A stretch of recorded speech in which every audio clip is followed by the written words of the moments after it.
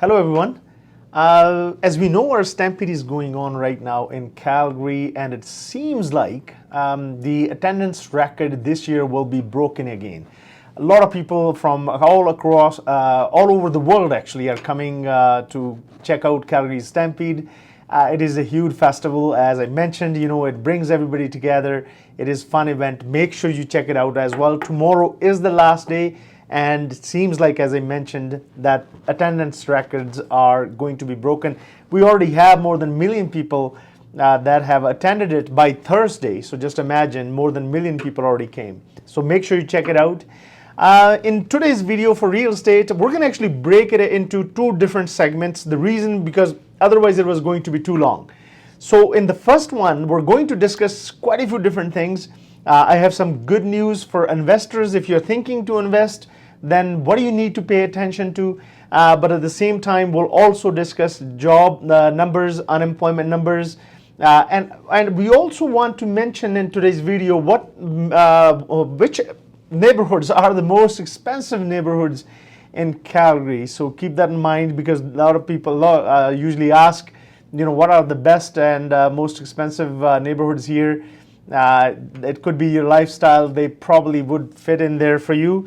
So anyway, now we want to talk about some good news here. Let's start with actually the unemployment numbers. Canada added 83,000 jobs in the month of June. We know that tariffs are going to be a problem. Right now, as we know that the deadline has been moved to August 1st. So keep that in mind. That is still a big threat, but at the same time, Canada's economy has started to do really well. The reason I'm mentioning that, because Bank of Canada on July 30th is going to make a decision, and they will be also looking at Canadian economy. So the tariff threat is still there, but Canada added 83,000 jobs. Keep this in mind, Alberta was number one. We had added about more than 30,000 jobs in the month of June, which is quite incredible. And just because of that, Alberta's unemployment number is now at 6.8%, where Canada's is at 6.9%. And we were at 7.4% in May. Keep that in mind.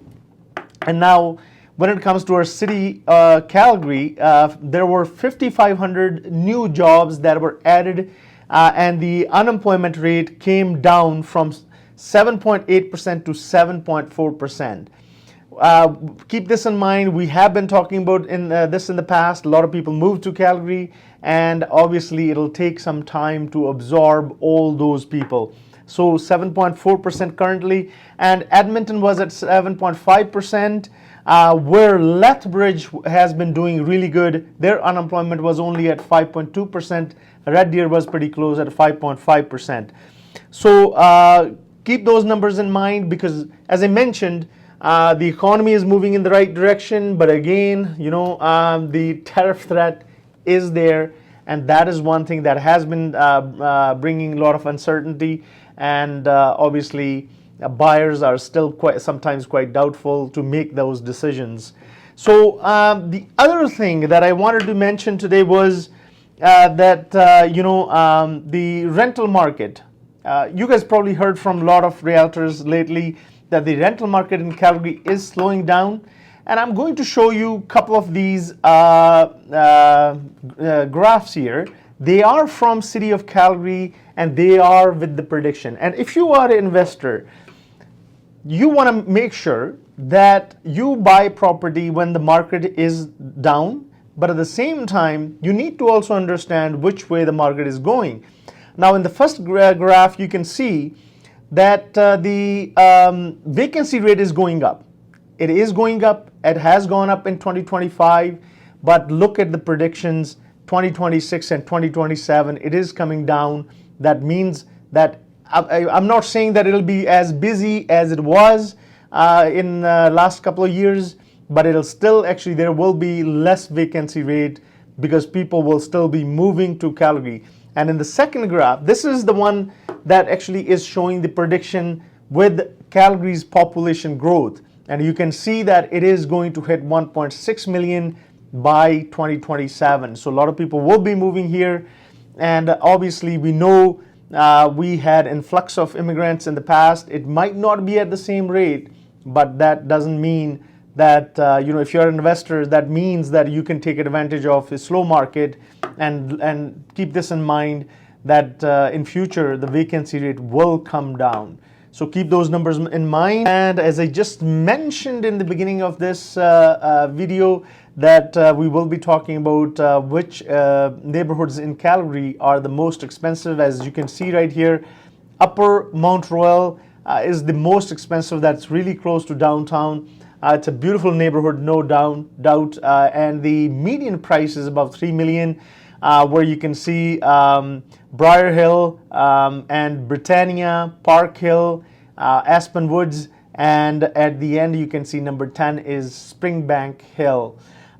So those ones are the most expensive neighborhoods in Calgary, and obviously some people are always looking, they just want to stay in Calgary but looking for a nicer house. So you can actually take a look at these neighborhoods and see what's available there. And at the same time, I also want to mention that Bank of Canada's next announcement is coming up on July 30th. We're keeping an eye on what's going to happen.